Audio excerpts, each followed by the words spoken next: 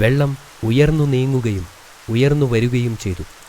ഭൂമി പൂർണ്ണമായും വെള്ളത്താൽ നിറഞ്ഞു.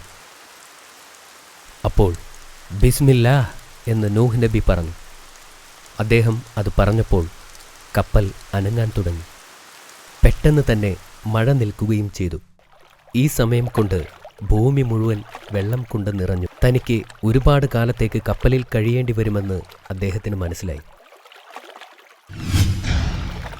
അള്ളാഹുവിന് എല്ലാത്തിനും കണക്കുകൂട്ടലുകളുണ്ട് അമീർ.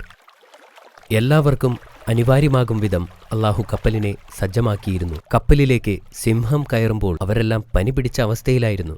അതുകൊണ്ട് അവർക്ക് മറ്റുള്ളവയെ ആക്രമിക്കാൻ സാധിക്കില്ലായിരുന്നു. അതുപോലെ അക്രമകാരികളായ എല്ലാ മൃഗങ്ങളും അസുഖം ബാധിച്ചവരായാണ് കപ്പലിൽ കയറിയത്. എല്ലാവരും സമാധാനത്തോടെ അതിൽ കഴിഞ്ഞു. എന്നാൽ എലികൾ നൂഹ് നബിക്ക് ഒത്തിരി ശല്യമുണ്ടാക്കി. അവർ എല്ലായിടവും ഓടി നടക്കുന്നുണ്ടായിരുന്നു. അതുകൊണ്ട് അള്ളാഹു പൂച്ചകളെ സൃഷ്ടിച്ചു. അങ്ങനെ പൂച്ചകൾ എലികളുടെ പുറകെ പോയി. അങ്ങനെ ആ ശല്യം അവസാനിപ്പിച്ചു. 100 വർഷവും 50 ദിവസവും ഈ യാത്ര തുടർന്നുകൊണ്ടേയിരുന്നു. അവർക്ക് എവിടെയും കര കണ്ടെത്താനായില്ല. അവർ ഒരുപാട് ദിവസം കാത്തിരുന്നു. കര കണ്ടെത്താനായി നൂഹ് നബി ഒരു കാക്കയെ പറഞ്ഞുവിട്ടു. പക്ഷേ കാക്ക തിരികെ വന്നില്ല. പിന്നീട് അദ്ദേഹം ഒരു പ്രാവിനെ പറഞ്ഞയച്ചു.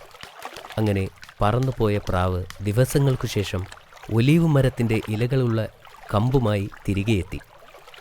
കര കണ്ടെത്തിയ നൂഹ് നബിയും കുടുംബവും സന്തുഷ്ടരായി. കര വളരെ അടുത്തുണ്ടെന്ന് അവർ മനസ്സിലാക്കി. അങ്ങനെ കപ്പൽ വീണ്ടും പോയിക്കൊണ്ടിരുന്നു. അവസാനം ജൂതി പർവ്വതത്തിൻ്റെ മുകളിൽ കപ്പൽ തടഞ്ഞു നിന്നു. ബിസ്മില്ലാഹ് നൂഹ് നബി പറഞ്ഞു. കപ്പൽ അനങ്ങാതെയായി. 1 നൂറ്റാണ്ടോളം യാത്ര ചെയ്ത് അവർ കരയിലിറങ്ങി. നൂഹ് നബി എല്ലാ മൃഗങ്ങളെയും പക്ഷികളെയും പ്രാണികളെയും ആദ്യം തുറന്നുവിട്ടു. അവർ വീണ്ടും ഭൂമിയിൽ വളർന്നു.